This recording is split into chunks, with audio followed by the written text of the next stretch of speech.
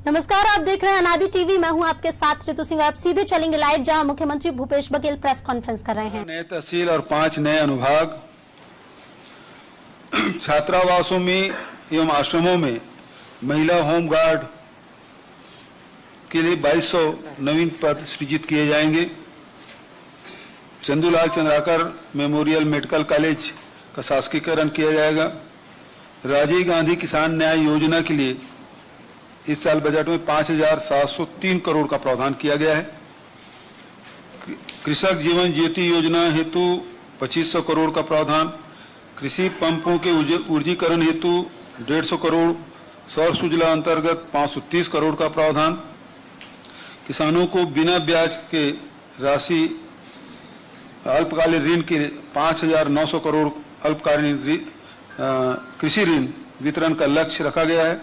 गोधन न्याय योजना के लिए 175 करोड़ का प्रावधान, असंगठित श्रमिकों के लिए राज्य स्तरीय हेल्प डेस्क सेंटर की स्थापना, छत्तीसगढ़ सड़क अधोसंरचना विकास निगम को 5,225 करोड़ लागत के 3900 किलोमीटर लंबी सड़क एवं पुलों के निर्माण हेतु 150 करोड़ की सहायता, मुख्यमंत्री सुगम सड़क योजना हेतु 100 करोड़ का प्रावधान, एडीबी फेज 3 परियोजना में 825 करोड़ लंबाई की 24 सड़कों के लिए 940 करोड़ का प्रावधान, सिंचाई के 4 बृहद परियोजनाओं अरपा भैंसाजार, केलो, राजी समोदा विपर्धन, सोढ़ूर हेतु 152 करोड़ का प्रावधान, पटवारी के मासिक स्टेशनरी भत्ता 250 रुपये की वृद्धि, स्वच्छता दीदियों के मानदेय में 5,000 से बढ़ाकर 6,000 किया गया है।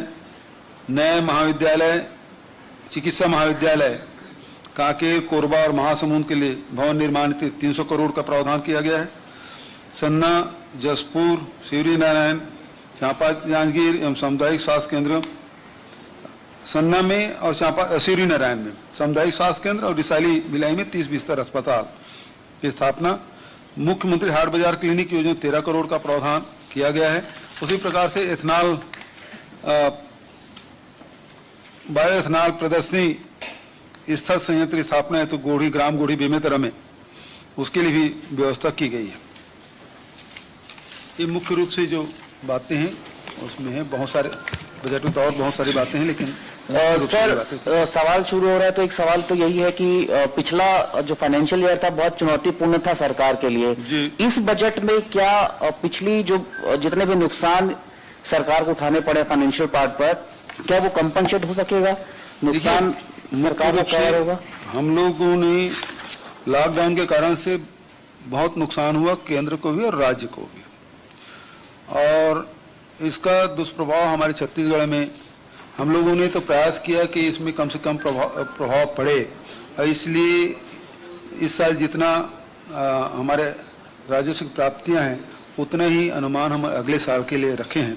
लेकिन भारत सरकार ने जो राशि हमको देनी थी, लगभग 15,000-14,000 करोड़ की जो हमारे कर में जो हिस्सा मिलना था छत्तीसगढ़ को, वो नहीं मिला, और 3,100 करोड़ रुपया जीएसटी का जो हमें मिलना था, कुल मिला के 18,000 करोड़ रुपया भारत सरकार से जो हमें प्राप्त होना था वो नहीं मिला। उसके बावजूद भी हमारी कोशिश है कि आम जनता को किसी प्रकार की कोई परेशानी ना हो।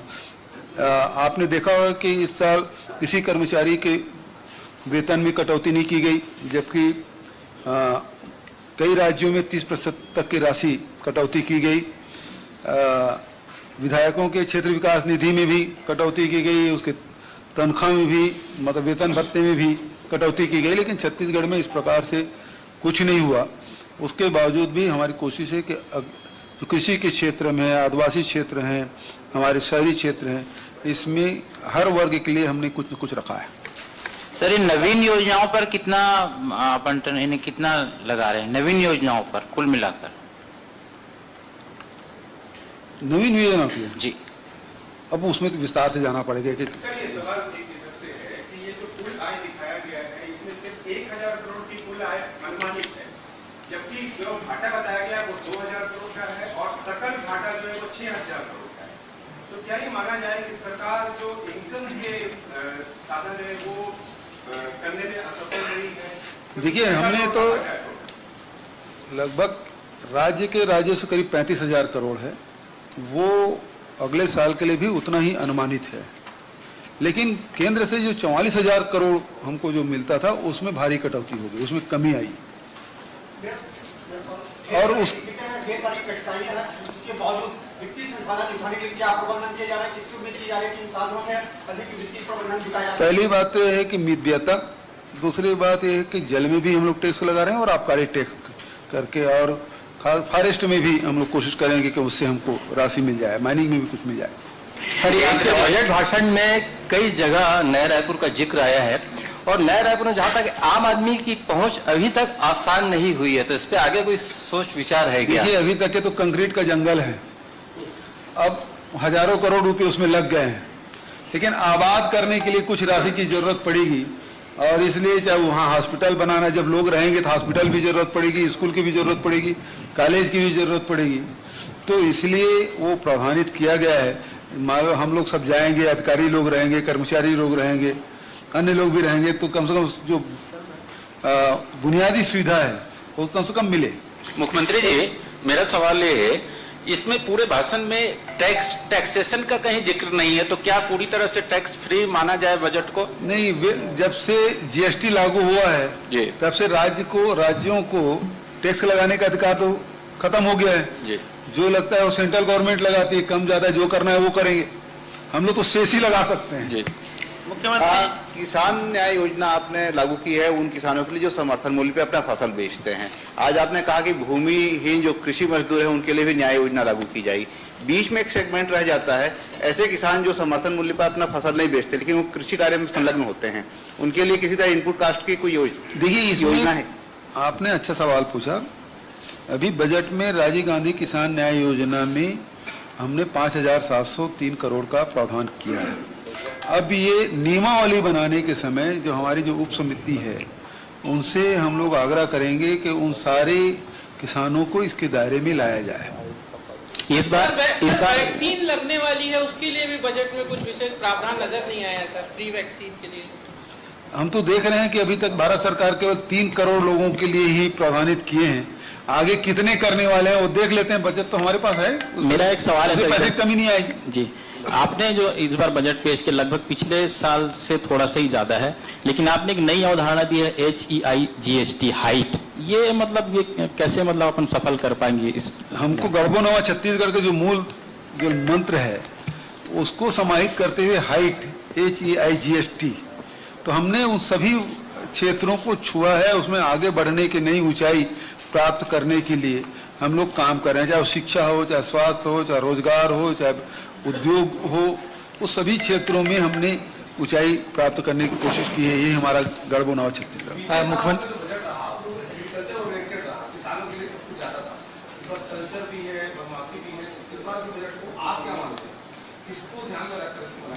ये समग्र रूप से हाइट HEIGST। मुख्यमंत्री जी, एक सवाल ये था, और इसमें देखिए हमने छत्तीसगढ़ के जो हमारे अभी तक के छत्तीसगढ़ को बाहर के लोग केवल नक्सल प्रभावित राज्य के रूप में जानते थे। मतलब ये है कि रेलवे स्टेशन में उतरेंगे तो नक्सलियों से सामना होगा, एयरपोर्ट से निकलेंगे के बाहर तो नक्सली धरता पहुंचेंगे, इस प्रकार की मानसिकता लोगों की बनी हुई थी। अब इन 2 वर्षों में ये अवधारणा बदली है, उसमें बहुत कमी आई है। और छत्तीसगढ़ के जो हमारी जो परंपरा है, हमारी संस्कृति है, हमारी जो कल्चर है, बहुत रिच है, बहुत प्राचीन भी है। उन सब चीज को आगे लाने के नई पहचान हमको दिलाना है, और इसलिए ये सारी में उसमें भी फोकस किया गया है।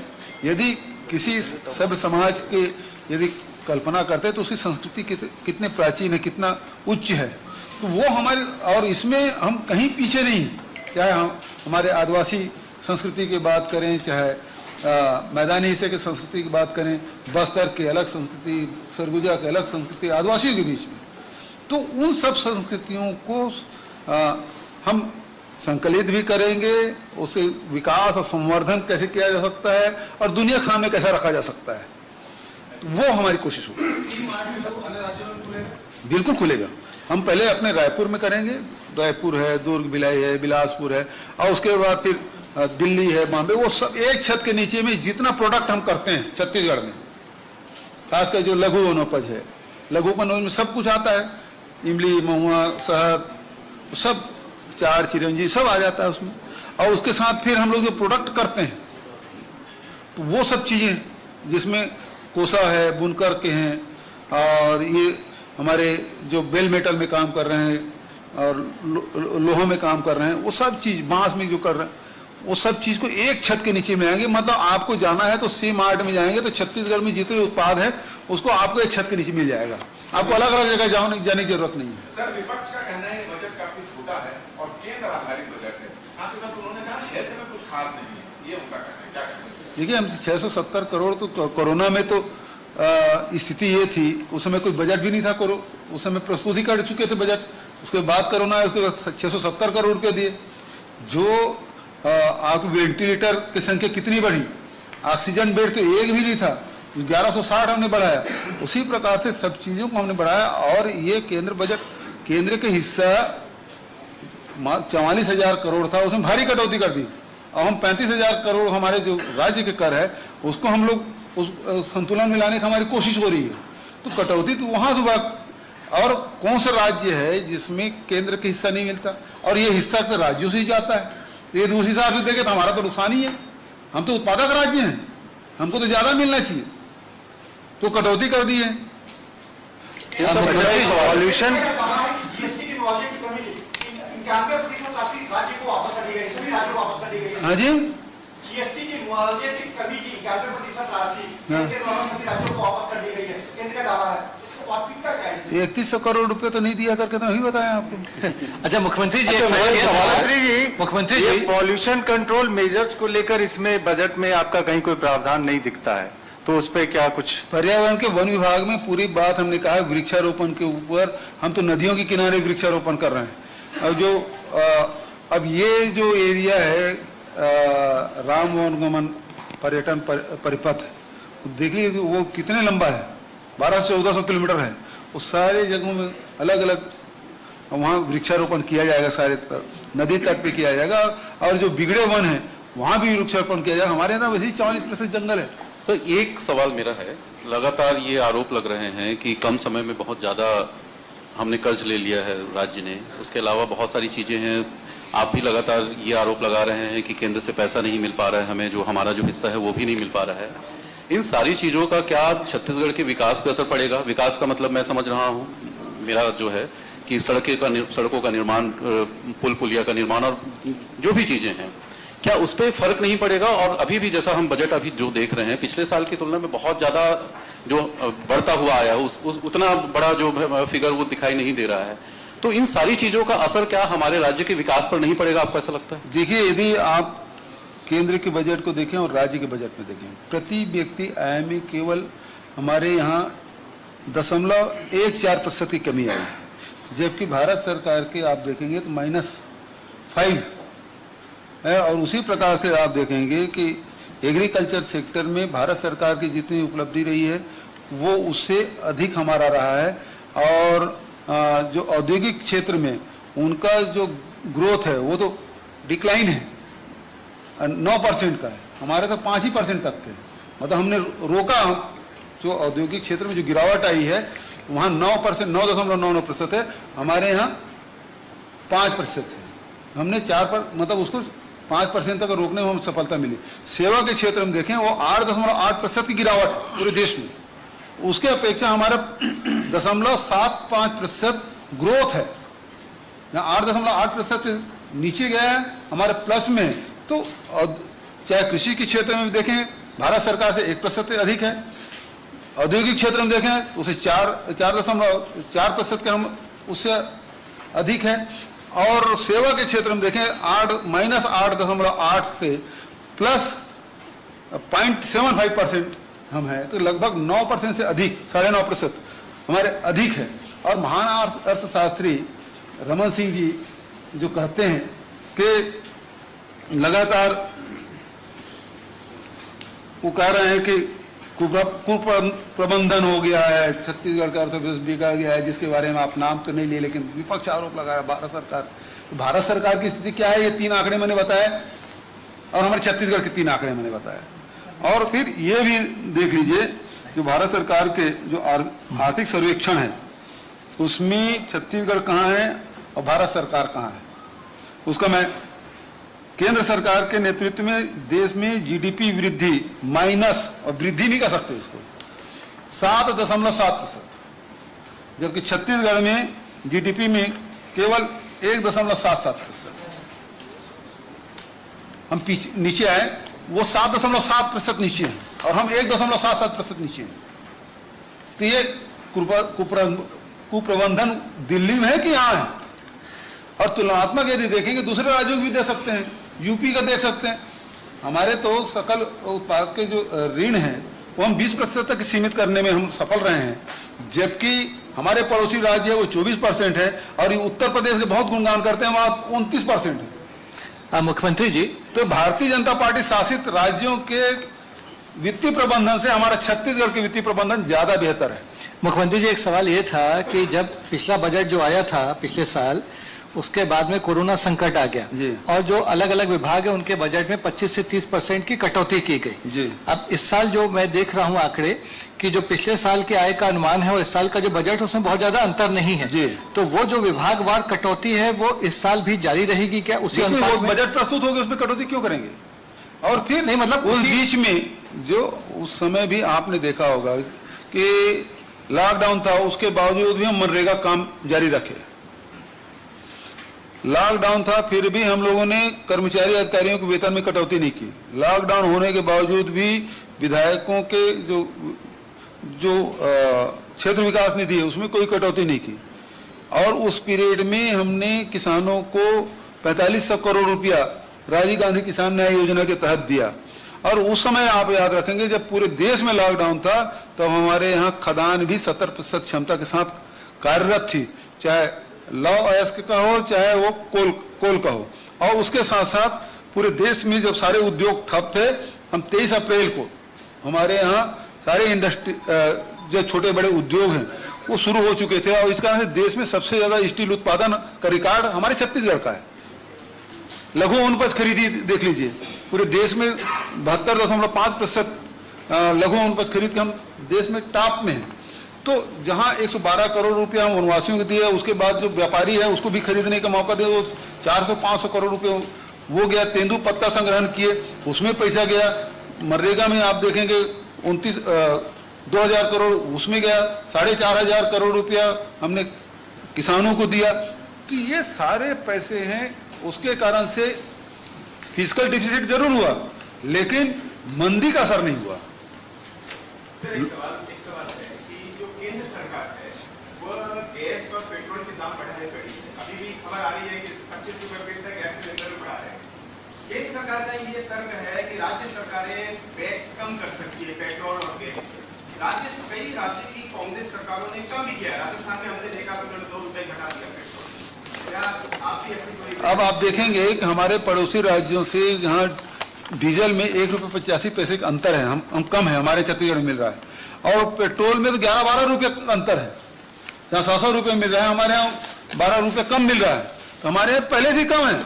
और दूसरी बात यह है, जब अंतर्राष्ट्रीय बाजार में जब आपके क्रूड ऑयल के $63 प्रति बैरल मिल रहा है तो फिर आप लगातार बढ़ा क्यों जा रहे हैं? इसमें मेरा ये तो 36 रुपए पेट्रोल बेचना था, पेट्रोल और डीजल को, जो बाबा रामदेव जी कहते थे।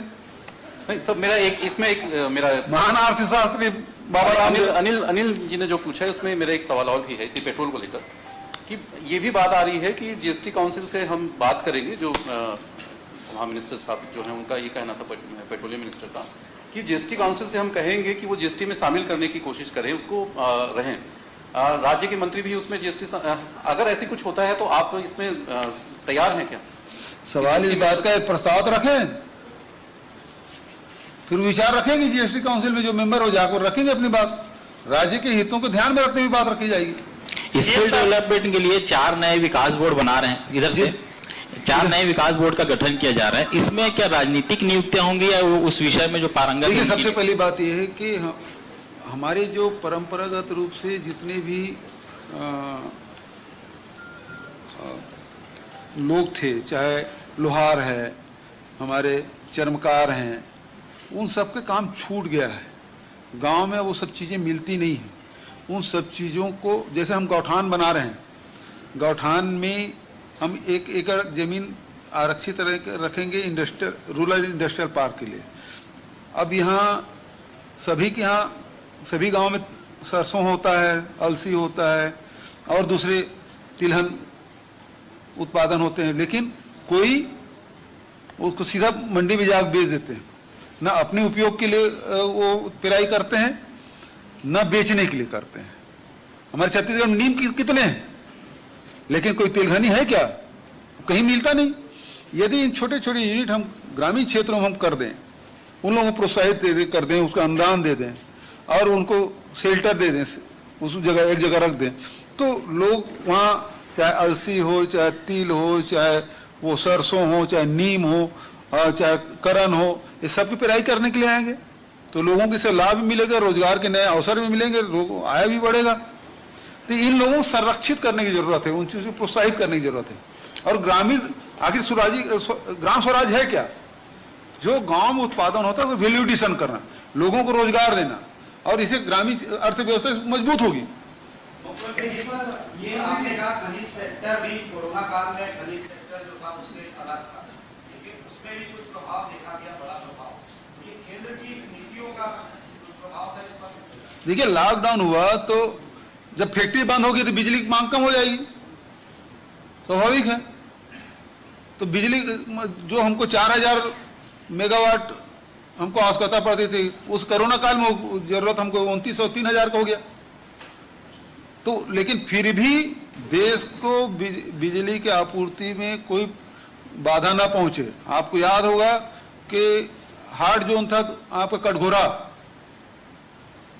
हॉट स्पॉट था, उसके बावजूद जो लोगों की मांग रही है कि यहाँ पूरा कोरबा जिला को बंद कर दिया जाए, लेकिन हमने उसको बंद नहीं होने दिया, राज्य के हित को ध्यान में रखते हुए और देश के हित को ध्यान में रखते हुए कोयला उत्पादन में कोई प्रभाव नहीं होने दिया हमने। उसी प्रकार के लॉ अयस्क भी कि उनको भी उत्पादन तो कर रहे हैं, लेकिन परिवहन की व्यवस्था, तो उसको हमने परिवहन की व्यवस्था भी कराई। तो जितने बड़े यूनिट है, चाहे भिलाई स्टील प्लांट से लेके चाहे नीको हो, चाहे वो जिंदल हो, चाहे और दूसरे यूनिट हो, उस सबको हमने बंद नहीं होने दिया था। जो छोटे यूनिट थे वो बंद थी, लेकिन उसको भी 1 महीने के भीतर में उन्होंने फिर से शुरू कर दिया। इस कारण से औद्योगिक उत्पादन में उस समय कमी जरूर आई थी, लेकिन बंद नहीं हुआ था। और 23 अप्रैल के बाद तो पूरे क्षमता के साथ उत्पादन शुरू हुआ। सीएम साहब, धान को लेके जिस तरह का केंद्र का रुख है, उसमें क्या राजीव गांधी न्याय योजना में कुछ बदलाव करने की जरूरत महसूस हो रही है? देखिए, अभी मैं पिछले दिनों खाद्य मंत्री से मुलाकात किया था, तो उनका कहना राजीव गांधी किसान न्याय योजना को भी वो बोनस मांगते हैं। ये बेहद दुर्भाग्यजनक बात है। जब आप प्रोडक्शन इनपुट की बात आप करते हैं और आप खुद ही 12,000 रुपया दे रहे हैं प्रति किसान, तो हम प्रति एकड़ दे रहे हैं, वो कैसे फिर वो बोनस हो सकता है? और इसी बात पे हमारा मतांतर है। और पिछले समय जब पासवान जी बोले कि आप बोनस मत दीजिए, नहीं था आपको चावल नहीं खरीदने, तो हमने राजीव गांधी किसान न्याय योजना है। अब आपको इसमें भी लगता था, हमने कहा इसमें क्या चाहिए बताओ, हम तो अपने किसानों को देंगे, लेकिन नियम में आप क्या चाहते हो वो बता दो हमको, लेकिन हमारा चावल तो लो। लेकिन चावल भी नहीं ले रहे हैं और इसमें बता भी नहीं पा रहे हैं। तो केवल राजनीतिक अड़ंगाबाजी के अलावा मुझे कुछ नहीं दिखाई देता इसमें। मुख्यमंत्री जी, अन्य राज्य उसमें दे रहे हैं, चाहे वो तेलंगाना की बात हो, चाहे उड़ीसा की बात हो, चाहे भारत सरकार खुद भी दे रही है, और जब हम दे रहे हैं तो फिर अड़ंगा क्यों?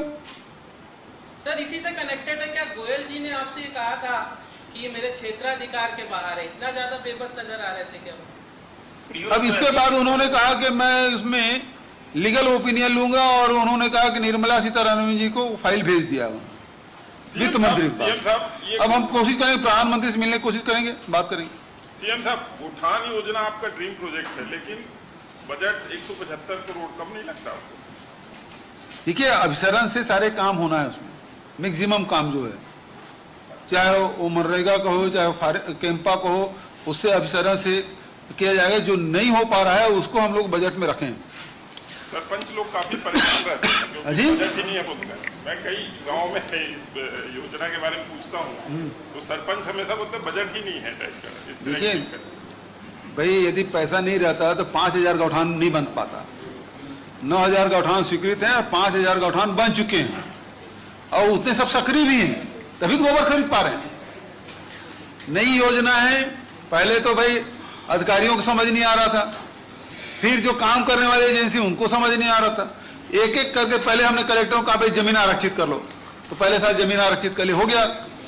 पहली बार है कि पूरे प्रदेश में इतनी बड़ी जमीन 5 एकड़ जमीन, 3 से 5 एकड़ जमीन गौठान के लिए और 5 से 10 एकड़ जमीन चारागाह के लिए आरक्षित की। मतलब एक गांव में आपके 8 से लेकर 15 एकड़ जमीन आरक्षित हो गया। अब 9000 गांव हैं, अब 15 एकड़ के हिसाब से भी करते हैं, 10 एकड़ के हिसाब से करें तो 90,000 एकड़ हो गया। तो 90,000 एकड़ जमीन हमने आरक्षित कर ली, कहीं विवाद नहीं हुआ। उसके बाद हमने कहा इसका ट्रेंचिंग करवा दो, फिर कहा कि अब इसका टाका बना दो, फिर वर्मी टाका बना दो, पानी टाका बना दो, चारा टाका बना दो, वो भी बन गया। वर्मी टाका, वर्मी कैसे बनाना है उसकी ट्रेनिंग भी दिलवा दी, वो भी हो गया। अब 60,000 से अधिक टाकों में वर्मी कंपोस्ट बन रहा है। मतलब ये अप्रैल महीने में मैं समझता हूं कि 8 से 9 लाख क्विंटल वर्मी कंपोस्ट हमारे पास होगा। सर मेरा सवाल, अब आप तो डबल पूछ रहे हैं, किसी और को पूछ रहे हैं। सर मेरा सवाल है, एक्सक्यूज मी सर, हाँ बताइए, चलो पूछ लीजिए। डॉक्टर रमन सिंह ने अभी जस्ट अपने रिएक्शन में कहा है सर कि बोध घाट के लिए 1 रुपए का प्रावधान नहीं किया। मैंने पहले ही कहा था 5 साल में पत्थर नहीं लगा पाएंगे। आप केंद्र से सपोर्ट मांग रहे हैं और डॉक्टर रमन सिंह ऐसा बयान दे रहे हैं, तो कैसे देखते हैं? वो तो महान अर्थशास्त्री हैं, उसके बारे में पहले कह चुका हूँ। उसको ना सीतारामन जी को जो सलाहकार रखे ना मोदी जी, क्या सलाहकार है, सलाहकार मंडल, मार्गदर्शक मंडल, इसको भी निर्मला सीतारामन को मार्गदर्शक मंडल में रख लेना चाहिए। अभी मैंने जो आंकड़े बताए और छत्तीसगढ़ के आंकड़े बताए, उसमें चुनौती देता हूं, इसमें कोई गलत हो तो उसको ज्यादा जरूरत दिल्ली को है, जो हर साल लाखों करोड़ रुपए का कर्जा ले रहे हैं, वहां ज्यादा जरूरत है। जहां 13 लाख करोड़ रुपए एक साल में कर्जा ले रहे हैं, वहां ज्यादा उनकी सलाह की जरूरत है। मार्गदर्शन मंडल में उसको रखना चाहिए। सर राज्य को जो राजस्व आ रहा है उसमें सबसे ज्यादा हिस्सा वाणिज्य कर का है और उसके बाद दूसरा नंबर है आबकारी का जो 21% है। आपके क्यों खनिज में नहीं है? जी खनिज भी होगा, खनिज कम है सर, सबसे सेकंड नंबर पे आबकारी है। मेरा प्रश्न ये है कि खनिज 6000 करोड़ का है परसेंटेज वाइज, सेकंड नंबर खनिज है। आप ठीक से नहीं पा रहे हैं परसेंटेज। दूसरा क्वेश्चन, ये सीएम साहब इस बार खादी के बैग में आप बजट भाषण लेके आए थे, कोई खास वजह? अजय खादी के बैग में भाषण लेके आए थे इस बार? खादी का नहीं था, कोसा का था। कोसा का सूटकेस था। खास वजह? खास ये है कि यही तो गड़बड़ हुआ छत्तीसगढ़ के, हमारे स्थानीय लोगों को प्रमोट करना है, हमारे स्थानीय बुनकरों को बनाया हुआ सूटकेस है। तो यही थी स्थानीयता को प्राथमिकता देना है, लोकल प्राइड। सर धन्यवाद।